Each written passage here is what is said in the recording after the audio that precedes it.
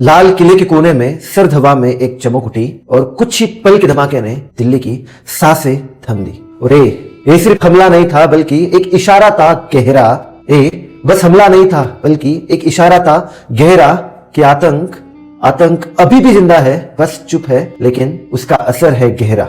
Ricin RDX जो एक chemical है, पॉइजनस केमिकल है, और अगर वो प्रसाद में मिलाया जाता तो 1 मिनट में पूरा दिल्ली आंसुओं में डूब जाता। डॉक्टरों को और पढ़े लिखों को अब सतर्क रहना होगा। डॉक्टरों को और पढ़े लिखों को अब सतर्क रहना होगा, क्योंकि आतंक का एक चेहरा अब बस इन्हीं प्रोफेशनल रूप में दिखेगा। और ये जो आतंक है ना, वो बिना आवाज करे बड़े शांति से मचाएगा। ना कोई आवाज, ना कोई शोर, ना कोई आवाज, ना कोई शोर। बस 1 मिनट में एक प्लान बनाते ही भारत के हर बड़े शहर में मच जाएगा बड़ा शोर। पिछले 14 बरस से शहर में कभी कोई खतरा आया नहीं। अब लोगों ने सोचा कि वक्त बदल गया है और खतरा कहीं सा खो गया है, लेकिन इस बड़े हादसे ने फिर से बता दिया है कि कोई वक्त बदला नहीं और आतंकी फिर से चल पड़े हैं अपने मंजिल पे, और वो अभी रुके नहीं। अभी आतंक अंधेरों का खेल नहीं, अभी आतंक अंधेरों का खेल नहीं, एक पढ़े लिखों का जाल है।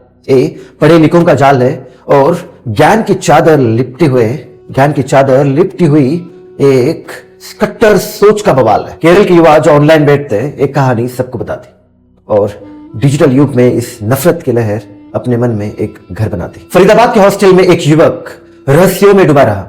फरीदाबाद के एक हॉस्टल में एक युवक रहस्यों में डूबा रहा, दिनों दिन गायब होता रहा, लेकिन किसी ने उसके ऊपर ध्यान नहीं दिया। और मेवात जाकर एमोनियम नाइट्रेट लाया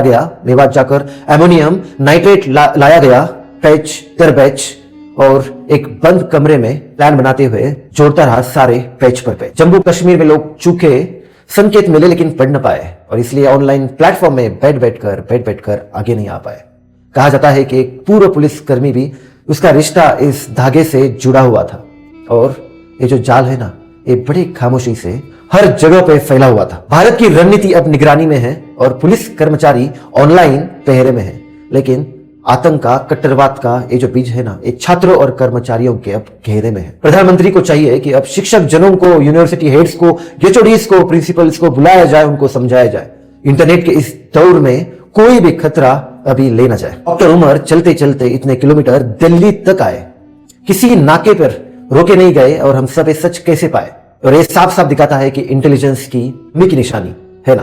ये साफ साफ दिखाता है कि भारत की इंटेलिजेंस की कमी की निशानी, जहां पे एक यात्रा में ही पकड़ना चाहिए था, लेकिन हो जाती है और रह जाती है बन के कहानी। 2 साल से खतरा बढ़ रहा था, लेकिन शायद किसी ने देखा नहीं। IB जैसी बड़ी संस्था ने इसका चिन्ह अच्छे से पढ़ा नहीं। एमोनियम नाइट्रेट जो काफी सस्ता है, इसलिए आसानी से मिल जाता है, इसलिए इसके ऊपर ध्यान रखना जरूरी है, क्योंकि इसका असर बहुत गहरा होता है। हर बैच पर टेम्पर प्रूफ स्टिकर हो, यह सिस्टम हमें सीखना है। ऑस्ट्रेलिया जैसे देशों से निगरानी का तरीका हमें लेना है। फैक्ट्री से दुकान, दुकान से हाथ, हर मोड़ पर नजरदारी हो। थोड़ी सी भी गड़बड़ी दिखे तो तुरंत देश को खबरदारी हो। इस कठिन वक्त में राजनीति ने संयम से काम लिया, ना आरोप प्रत्यारोप हुआ, ये देखकर दिल ने चैन लिया। आज की जल्दबाज दुनिया में इस संयम ही असली ताकत है। आज की इस जल्दबाज दुनिया में इस संयम ही असली ताकत है, जहां शोर नहीं पर समझदारी ही सच्ची हिम्मत है। कश्मीर और धारा 370 पर चर्चा फिर उठेगी यकीनन, पर सोचना होगा क्या सिर्फ कानून से खत्म होगा ये कट्टरपन? जरूरत है लोगों का भरोसा जीतने की, पहचान बनाने की, आतंक से लड़ाई बुद्धि और इंटेलिजेंस से निभाने की। आतंक के खिलाफ लड़ाई लंबी है, ये एक सफर है भारी। लाल किले का धमाका सिर्फ शुरुआत है, एक कठोर तैयारी। आतंक अब चुप है, पढ़ा लिखा है, पर दिमाग से खेलता है।